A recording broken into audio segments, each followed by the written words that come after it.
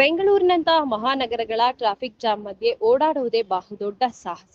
ಅದರಲ್ಲೂ ಆಟೋ ಕ್ಯಾಬ್ಗಳ ಮೊರೆ ಹೋದ್ರೆ ಅವ್ರು ಹೇಳೋ ರೇಟ್ ಕೇಳಿದ್ರೆ ಬಸ್ಸಲ್ಲೇ ಹೋಗೋದು ಉತ್ತಮ ಅಂತ ಅನಿಸುತ್ತೆ.